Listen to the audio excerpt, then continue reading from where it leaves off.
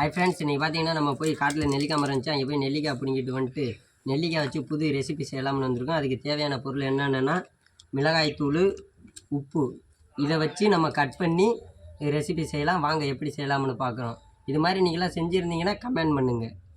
இப்போ பார்த்தீங்கன்னா நெல்லிக்காய் வந்து பொடி பொடியாக நறுக்குவோம். பொடி பொடியாக நறுக்குனாதே அதோட டேஸ்ட்டு அருமையாக இருக்கும். மிளகா பொடியெல்லாம் போய் உள்ளே சார்ந்து உப்பெல்லாம் சார்ந்து செம்ம டேஸ்ட்டாக இருக்கும். வாங்க பொடி பொடியாக வெட்டின நெல்லிக்காவை இந்த பாத்திரத்தில் போட்டுக்கலாம்.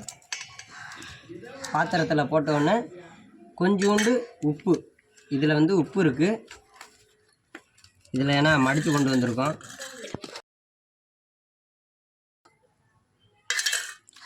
இதில் வந்து உப்பு இருக்கா, உப்பு வந்து கொஞ்சமாக டேஸ்ட்டுக்கு சேர்த்துக்கணும். கொஞ்சமாக லைட்டாக இப்படி பரபரன்னு தூவி விட்டுறணும். மேலால் லைட்டாக தூவி விட்டோமா.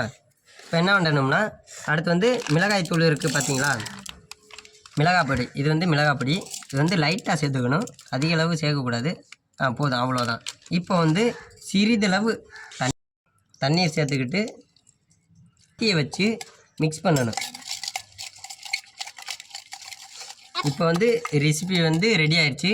கொஞ்சம் வந்து நம்ம எடுத்து டேஸ்ட் பண்ணி பார்க்கலாம். வாங்க வந்து நம்ம சின்ன பசங்களுக்கு கொடுத்து டேஸ்ட் பண்ணி பார்க்கலாம். கேஸ் வந்து கை நீட்டுங்க, சாப்பிடுங்க. சாப்பிடுங்க சார். அந்த பொண்ணுக்கும் தரேன், நீங்கள் சாப்பிடுங்க. சாப்பிடு. அங்கே வீடியோ பார்த்து சொல்லுங்கள் சூப்பராக இருக்குன்னு. இது மாதிரி நெல்லிக்காய் எத்தனை பேர் இது மாதிரி செஞ்சு சாப்பிட்ருக்கீங்கன்னு கமெண்ட் பண்ணுங்கள். தேங்க்யூ.